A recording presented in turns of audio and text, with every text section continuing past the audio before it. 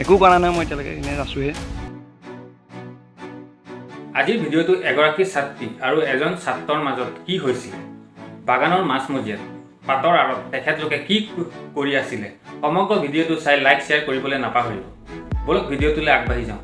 চাব পাৰে আপোনালোকে কোনো নথকা সুযোগ লৈ তেখেতলোক আহিছিলে বাগানৰ মাজমজিয়াত। কুকাণ্ড বুলি ক'ব পাৰি, কুকাণ্ড সংঘটিত কৰাৰ আশাৰে তেখেতলোক আহিছিলে বাগানৰ মাজমজিয়া পালেহি, কিন্তু যৌন সম্পৰ্কত লিপ্ত হোৱাৰ আগতে তেখেতলোক ধৰা পৰে। ভাবিছিলে কোনেও নেদেখে, মনৰ আশা মনতে থাকি গ'ল, আশা পূৰণ নহ'ল। তেখেতলোকে পুৰুষজনে শুনিব পাৰে যে মই একো কৰা নাই দিগদাৰ, এনেধৰণে কৈছে। ভাবিছিলে কোনেও নেদেখে তেখেতলোকক, কিন্তু বিফল হ'ল। তেখেতলোক ধৰা পৰিল বুলি ক'ব পাৰি। আচলতে এই দুগৰাকী ছাত্ৰ আৰু ছাত্ৰী কমেণ্টত জনাবলৈ নাপাহৰিব যে কোন জেগা, যদি চিনি পায় কমেণ্টত জনাব।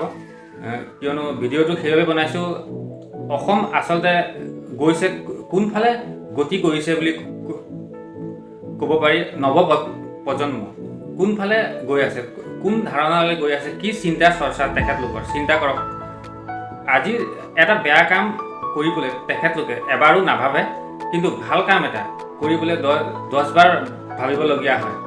আজি এনেধৰণে সংঘটিত কৰিবলৈ আহিছিলে তেখেতলোকে এটা বেয়া কাম, মুখেৰে ভাষা নাই, প্ৰকাশ কৰিব নোৱাৰি এনে এটা ঘটনা সংঘটিত কৰিবলৈ আহিছিলে। যৌন সম্পৰ্ক বুলি ক'ব পাৰি, লিপ্ত হ'বলৈ কোনো নথকা সুযোগ লৈ তেখেতলোক বাগানৰ মাজমজিয়া পালেহি, কিন্তু ধৰা পৰিল। পাতৰ আঁৰত দুজন সোমাই আছিলে, ছাত্ৰী আৰু ছাত্ৰ, কলেজীয়া ছাত্ৰ ছাত্ৰী। আচলতে লক্ষ্য কৰিব পাৰে আপোনালোকে, স্কুলৰ ইউনিফৰ্ম খোলাই নে তেনেধৰণে স্কুলৰ ইউনিফৰ্মতে তেখেতলোক আহি এনেধৰণে যৌন সম্পৰ্কত লিপ্ত হ'বলৈ আহিছিলে, কিন্তু বিফল হ'ল, ধৰা পৰিল। তেনেকৈ থাকা চাওঁ, এই বিদ্যা নকৰিব নাই, চাওঁ এই বিদ্যা হয়, চাওঁ চেহেৰা চাওঁ, এই বিদ্যা চাওঁ এই বিদ্যা চাওঁ চেহেৰা চাওঁ। একো কৰা নাই মই এতিয়ালৈকে এনেই আছোঁহে। ঐ ছোৱালী, ঐ এই বিদ্যা, এইফালে কৰ, এই বিদ্যা, ৰ তোৰ মই এতিয়া, ঐ এইফালে চাওঁ, এইফালে ঘূৰা কি কৰিব আহিছা, তেনেকৈ থাকা চাওঁ, এই বিদ্যা নকৰিব নাই, চাওঁ এই বিদ্যা হয়, চাওঁ চেহেৰা চাওঁ, এই বিদ্যা চাওঁ এই বিদ্যা চাওঁ চেহেৰা চাওঁ। একো কৰা নাই মই এতিয়ালৈকে এনেই আছোঁহে। ঐ ছোৱালী, ঐ এই বিদ্যা, এইফালে কৰ, এই বিদ্যা, ৰ তোৰ মই এতিয়া, ঐ এইফালে চাওঁ, এইফালে ঘূৰা কি কৰিব আহিছা। পুৰুষজনে কৈছে যে মই একো কৰা নাই দিগদাৰ।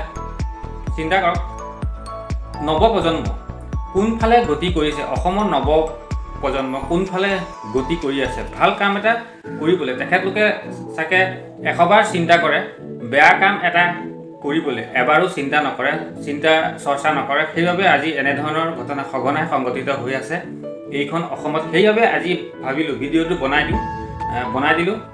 ভিডিঅ'টো চাই লাইক শ্বেয়াৰ কৰিবলৈ নাপাহৰিব। ভিডিঅ'টো সম্পূৰ্ণ চাই আচলতে এনেধৰণৰ যুৱক যুৱতীক কেনেকুৱা ধৰণৰ শাস্তি দিব লাগে আৰু কেনেকুৱা পানিছমেণ্ট দিব লাগে আপোনালোকক কমেণ্টত জনাব।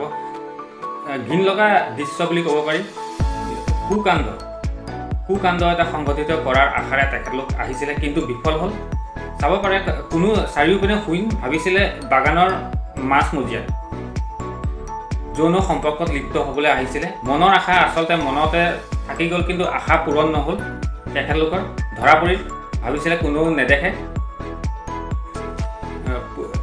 এগৰাকী ছাত্ৰী আৰু এজন ছাত্ৰ গতি কোনফালে কৰিছে, অসমৰ নৱপ্ৰজন্ম বুলি ক'ব পাৰি, গতি কোনফালে কৰি আছে।